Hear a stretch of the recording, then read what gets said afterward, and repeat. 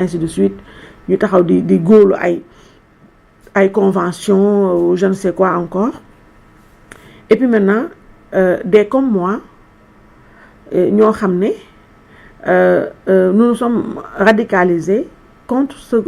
gouvernement-là. Et dès comme moi, il n'y en a pas beaucoup, il n'y en a pas florès. Nous, on n'est pas nombreux. Maintenant, je pense que nous sommes 2 ou 3. Nous sommes 2 comme chaîne YouTube, je pense, enfin, j'espère que ton numéro, mais à part moi, je pense qu'il y a Diaspora de mon frère Sarr. Je le salue au passage. Et puis, évidemment, comme télé, il y a clairement la Sen TV de mon grand frère, Bougane Gueye Dany, que je salue également au passage.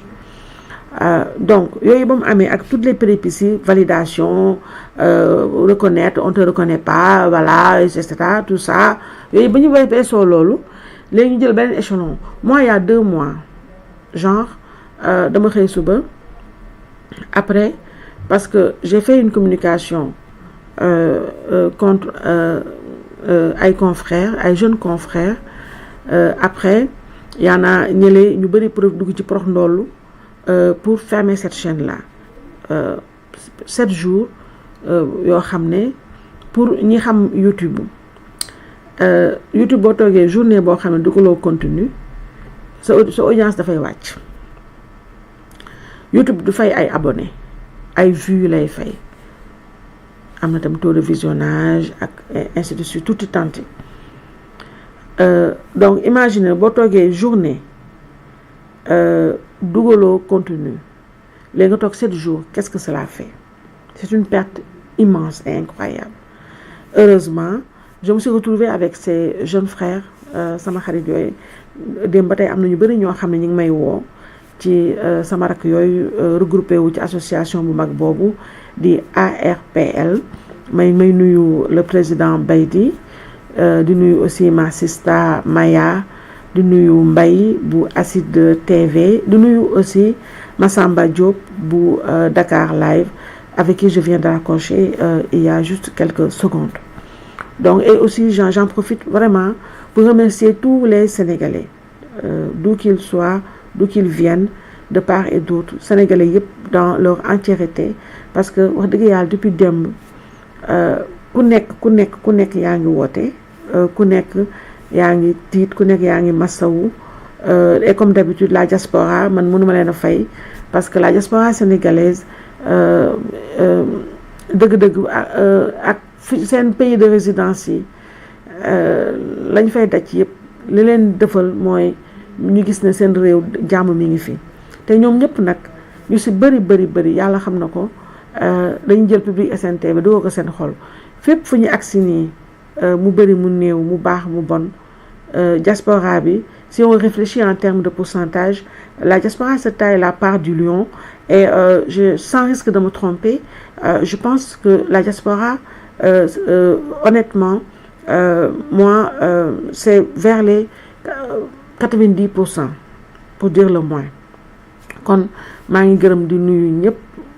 surtout waa diaspora bi ci taxaw bi ndaxte dès qu'il y a un souci sénégalais yi fu ñu mën a nekk ci àdduna bi surtout waa États-Unis dinañu woote même man nga xam ne jot ma téléphone yombul dinañ jot samay collaborateurs wala sama xarit yi pour passer mon message mën nañ la dañ def on va faire ci on va faire ça dañ la defal lii te depuis la dernière fois kuy xool chaîne bi sa Public SN TV tu sens qu'il y a une évolution bu baax a baax te même en termes de sécurisation wax dëgg yàlla il y a beaucoup de choses, beaucoup d'efforts ont été consentis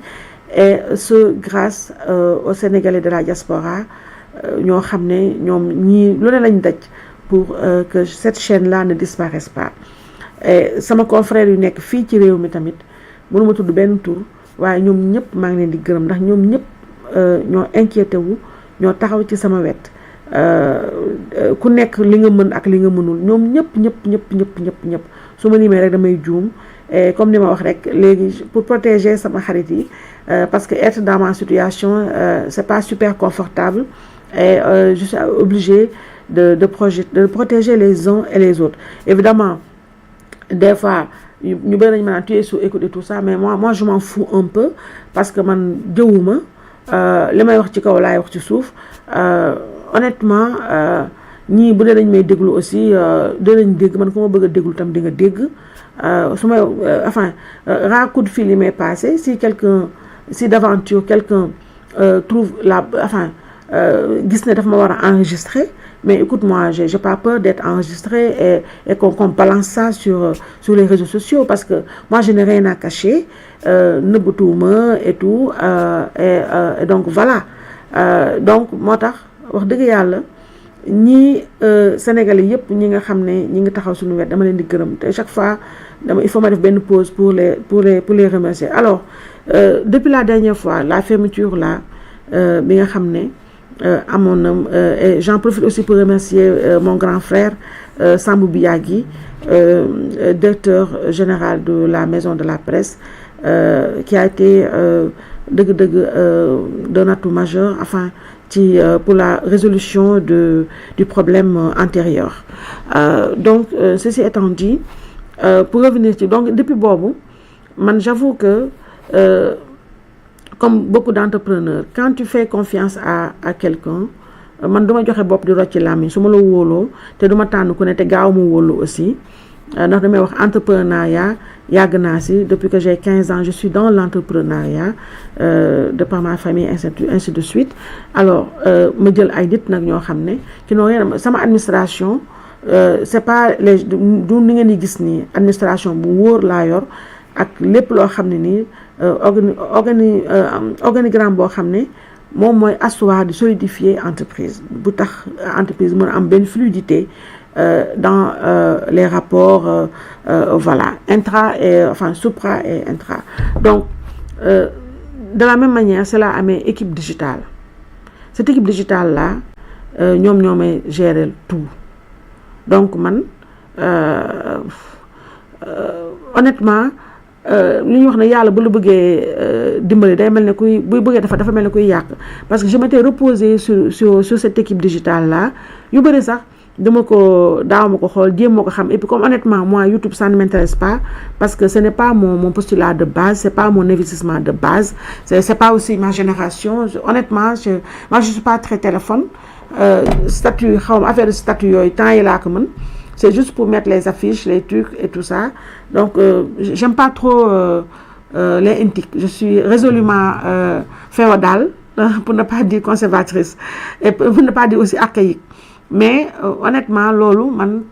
c'est mon style de vie. Mais je sais m'entourer des bonnes personnes. D'abord,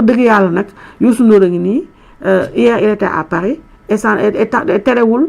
Futur Média di dox. Maintenant, quand je vois les moutons de Pastef,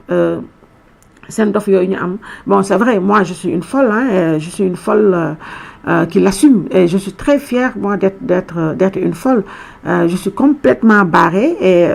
et j'en suis fière honnêtement dama ci kontaan donc